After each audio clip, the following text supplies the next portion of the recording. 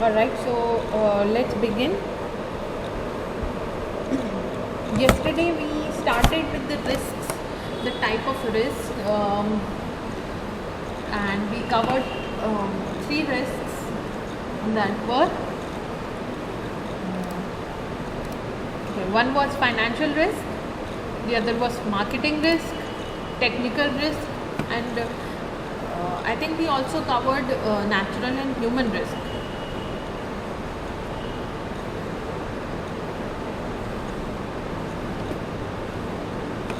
We did not cover the human risk. Okay, so we'll do it today. All right.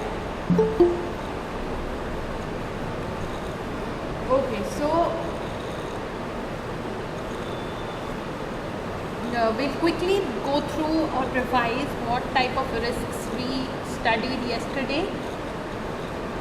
Can anybody tell me what financial risk is?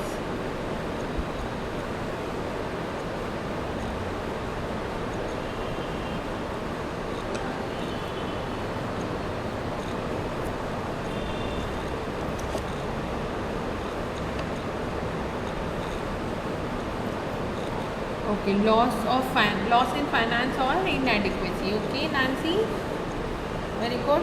Who else? I am not audible. I just asked that if I am audible or not. You all said that I am audible. You cannot hear me.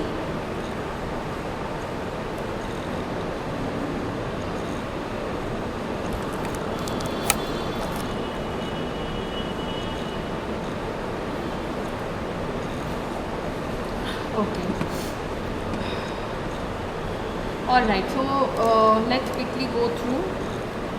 Okay, Pallavi wants to answer. She says to take risks for profit and loss both. Okay. So financial risk is the risk of losing the capital that you have invested. Okay. Or not getting the proper returns that you have invested. Anything that can cause financial loss. Okay, any scenario, any decision that can cause financial loss is a financial risk. Okay, then marketing risk is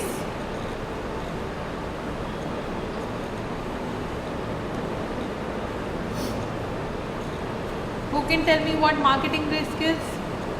What did we discuss yesterday about marketing risk?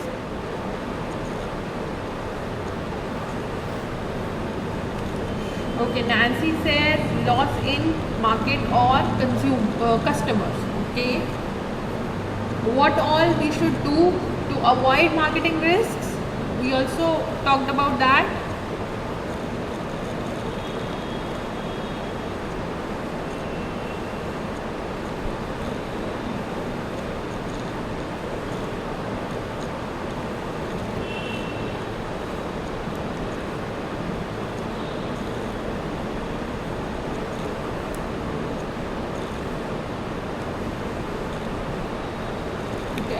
About customer choices. Okay, so since nobody wants to answer except Pallavi and Nancy, so financial risk is any risk that involves or may cause loss of finances in the future. Okay, now you are answering. So Dinky says if the product sustains and gains profit to market according to the needs of customer. Very good. Khyati says customer research. Yes. Inadequate marketing strategy, customer reaction research, and through continuous innovation. Yes. So you all remember what we studied in these two type of risk. Okay. Technical risk.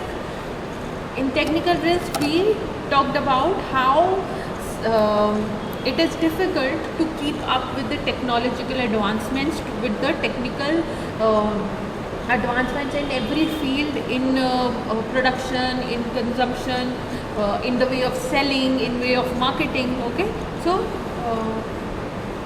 technical risks are that we may lag behind.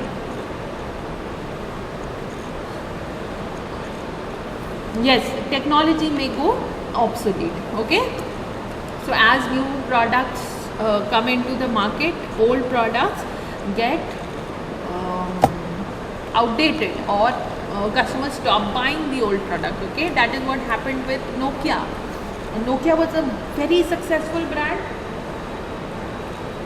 but as Android came, Nokia was kicked out of the market because it could not keep up with the changing trend, changing needs of the customers. Okay, and now they are relaunching their products with inclusion of all the customer needs and demands. Okay, then natural and human risk. Natural risk arises due to natural causes such as earthquake, flood, drought, etc. The firm has no control over these risks. These risks produce heavy losses to the entrepreneur. So natural risks are risks that occur due to natural phenomenon that cannot be controlled by the human beings. Okay. So natural calamities, and also situations like pandemics that just occurred right now, that was also a risk because the business scenarios, the business industry suffered a lot because of this natural occurrence. Okay, then a human risk arises due to human causes such as lockout, strikes, theft, misappropriation of cash and goods. So human risk is where the risk is caused by the human beings or the human factor of production. It may be because the workers go on a strike, they do not want to work, or they want to revolt against some of the norms that have been set by the top management. Then misappropriation of cash and goods means they may steal some of the goods. Somebody may get into embezzlement or something like that. So they do not do their job with full honesty and sincerity.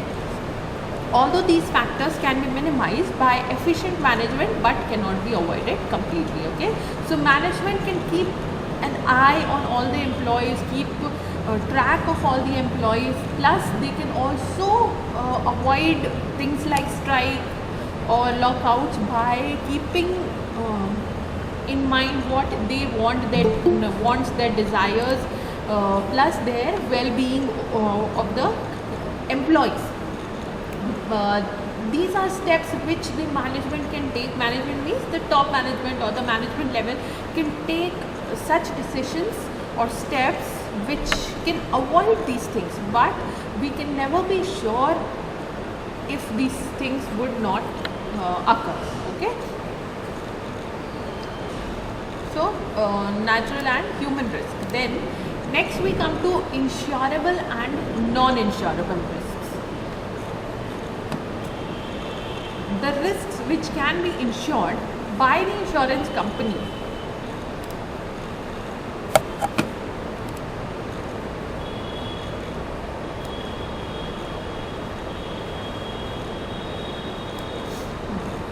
the risk which can be insured by the insurance company, such as risk of fire, theft, etc., are termed as insurable risks.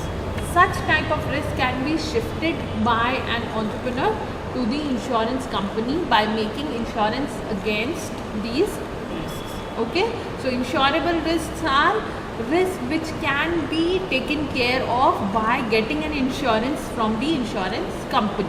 Okay, usually when goods are transported for long distances from one place to another, they are usually insured, so that if there is any damage, any accident that may occur, any theft that may occur, the insurance company can take care of it. Okay,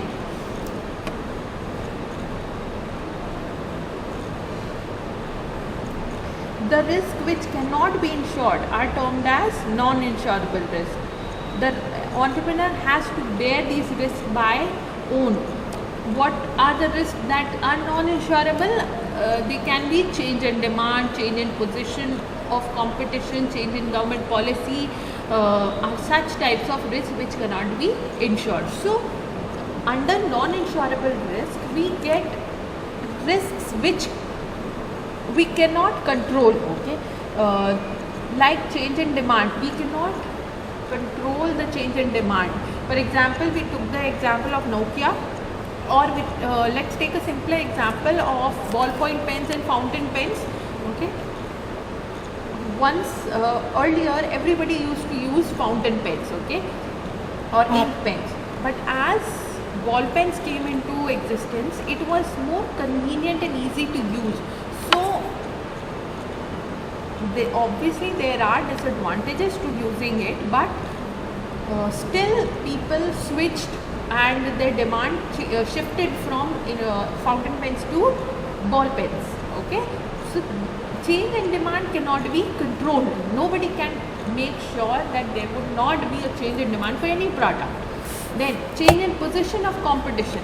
Any competitor may launch a new feature or any changes, any such changes they may bring about in their product or in their service that can completely change the market scenario. Like we took the example of Nokia and Android phones. Android completely captured the market of mobile users, and through a lot of companies, a lot of old traditional mobile companies out of business, okay? So change in position of competition cannot be ensured. Then change in government policy. Who knew demonetization would occur, right? So demonetization, my voice is breaking. There's a problem in network, I think, here, so that's why you may be facing a little bit of problem. I'll just try and reconnect the audio. Please hold.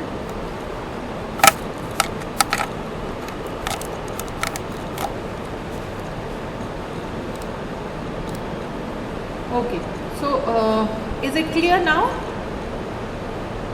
Can you hear me now? Alright. Okay, so the third one was change in government policies. So government policies can change at any time. For example, we took the example of demonetization. Demonetization occurred all of a sudden, and no insurance company or no business expected it to happen, okay? It has not happened in so many years, in a very long time in the history, but it recently occurred. So it could not have been insured because we cannot be sure of when the government can change the policies or the terms or rules and regulations, okay? So these are things that are out of our control, so nobody can insure it, okay? So these are insurable and non-insurable risks. Is that clear?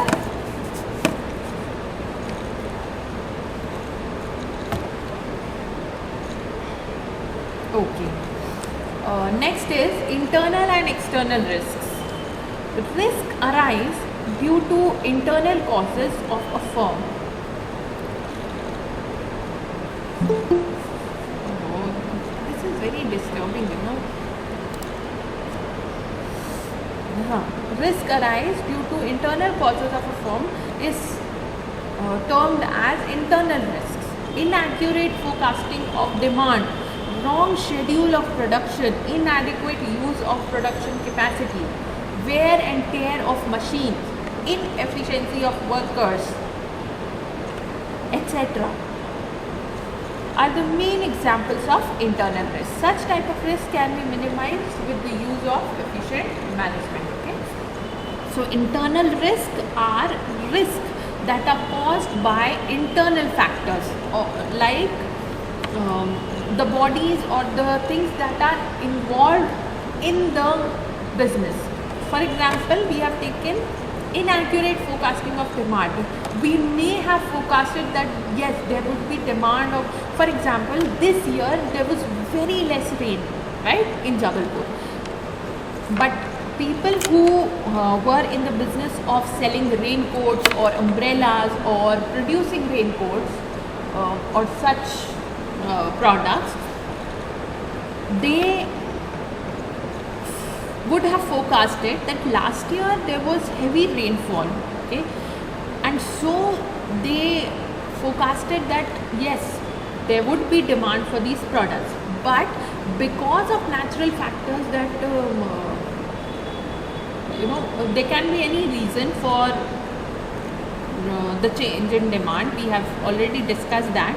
So maybe there was no rain or there was very less rain, so people did not feel the need to buy raincoats or such products, and that led to inaccurate forecasting of demand. Okay, what we forecasted did not actually happen. Okay, so inaccurate forecasting of demand. This was because of the mistake of the internal aspects, that is the employees of the company. Then wrong schedule of production. We may start production at the wrong time, maybe too late, maybe too early, so that may also cause a problem, a risk.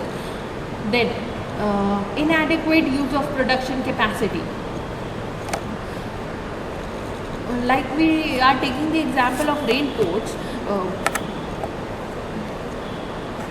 Let's say the company who is producing the raincoats is also into other businesses or other products.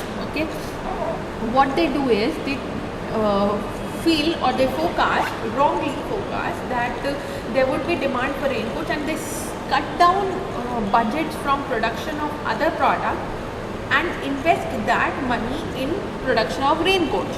Okay, what would happen is that they invest that money in the production of a wrong product, which would not give them the proper returns that they desire or they have estimated. Okay, this can be problematic. So inadequate use of production capacity, not using the production capacity either to the full extent can also be included under this. Okay, then wear and tear of machines. Usage of machines causes wear and tear. Okay, the more a machine, an asset is used, you may have studied about depreciation. So the more a product is used, the more it depreciates. Okay, the value or the durability of the product decreases. Okay, so basically inefficiency of workers. So internal aspects cause some risk, and those risks are included in internal risks. Okay, next is external risk. External risk includes those risks which a firm has no control over them. So these are caused by external factors. Okay, so basically all the risks can be characterized into more than one category. Okay, like change in economic conditions or change in government policy, we already discussed that they are non-insurable, but they are external risks as well because they are caused by external factors. Then change in technology are external risks which a firm has to bear by its. Okay, so these are very simple, not too much to discuss or explain. Then pure and speculative risk. Risks having no possibility of profit is termed as pure risk. So for instance, risk arise due to fire has no possibility of profit. It gives rise only to loss to a firm. The risk cannot be forecasted in advance. Okay, so such risks which cannot have any kind of benefit or positive reaction to the firm or profit to the firm are pure risks. Okay, so usually the business never takes pure risk. It always takes calculated risk. We have already discussed this, that they always have to take calculated risk. So pure risk can occur on its own. Nobody will take the risk. Okay, nobody will say that yes, let's put the stock on fire and see what happens, right? Then in the speculative risk, possibility of both, that is loss or profit, exists. If a decision taken by a firm proves accurate, then there will be a profit. Otherwise, firm will have to bear the loss. For instance, an entrepreneur increases production in the expectation of high demand, just as we discussed in the case of raincoats.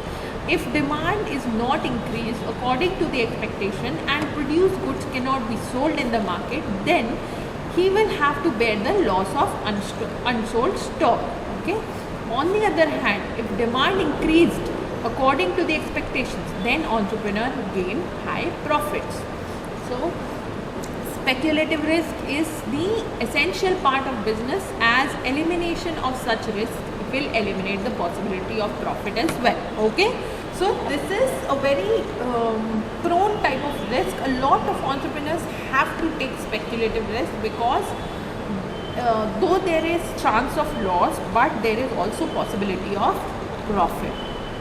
So just as we discussed in the case of raincoats, people who started producing the raincoats, obviously because of low rainfall they could not be sold, so they had to bear loss. But just imagine how, if just like last year, if there were high rainfalls, they would get so much profit out of it, right? So they have to take that speculative risk. Next year also, though they have suffered losses this year, but next year again they will invest in the production of raincoats, because they do not know, or they cannot be sure, nobody can be sure of how much rainfall can occur. Okay. So speculative risks are have both the possibility of profit and loss. Okay. And last is beneficial and harmful risks. These are risks the outcome of which are beneficial for the business. For example, increase in demand, increase in efficiency of factors of production, reduction in cost. So beneficial risks are risks which provide benefits to the business, and those which cause harm to the business, those risks whose output or outcomes can harm the business, are harmful risks. Okay, these are simple topics, nothing much to discuss. Alright, so you understand the types of risks, so all the types of risks, please go through these risks. I have linked this presentation in Moodle. Okay, you can find it there. Go through the notes, whatever I have uploaded, and please tell me if there is any topic or any point that you have not understood. If there is any doubt, please inform me so that I can clear the doubts and explain again if you need.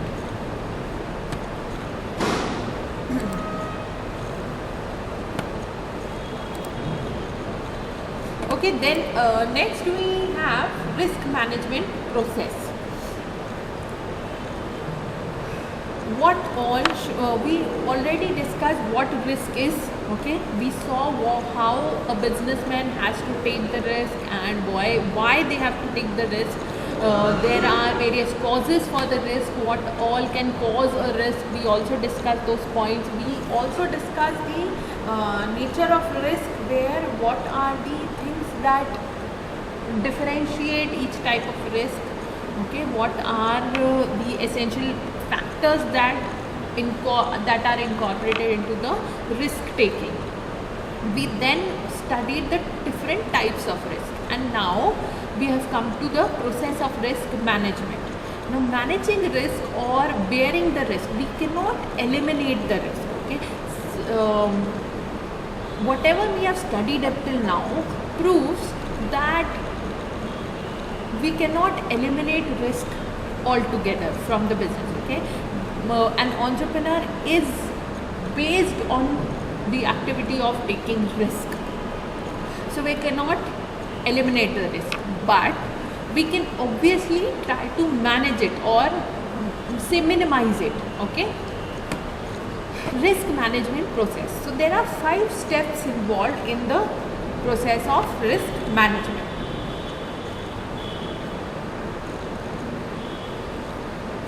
First is forecasting of risk.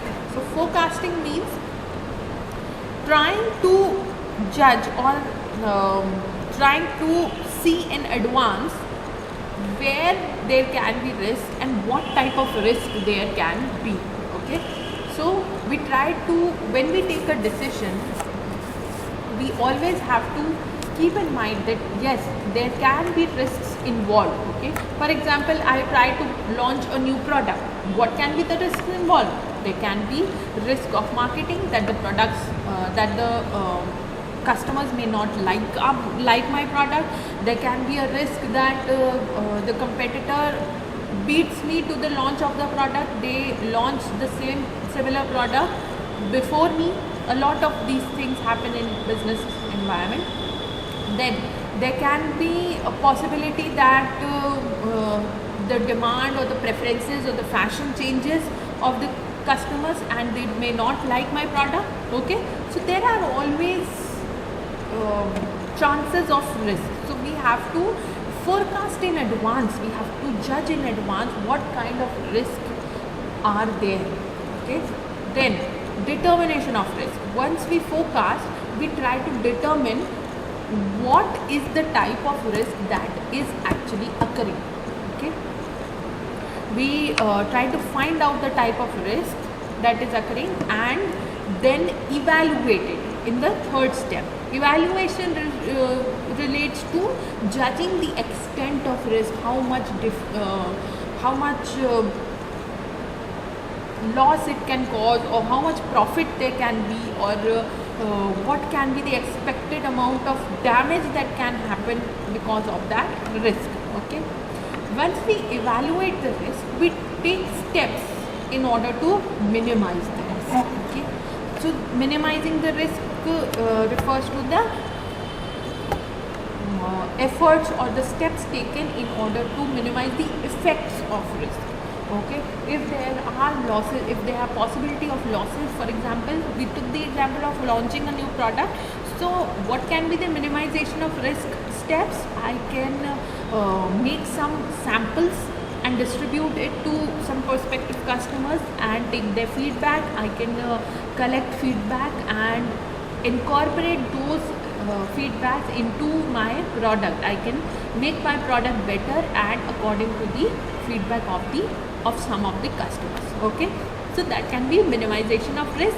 And prevention of risk is I avoid such kind of risk, or I avoid getting into such boundaries where the risk cannot be minimized or that can cause harm or loss to the firm for sure. Okay, so I prevent taking such risk which cannot be minimized. Okay, so this is basically the entire process of risk management. I will send you the notes. Please go through or read these notes. There is not much to discuss in the process of risk management. So I'll attach the notes and go through it once. If you do not understand anything, please inform me just in the next class. I think we'll have the next class on Monday now. So you can tell me then and we'll discuss it again. Okay? So that will be all for today. We'll continue in the next class. Thank you so much, girls.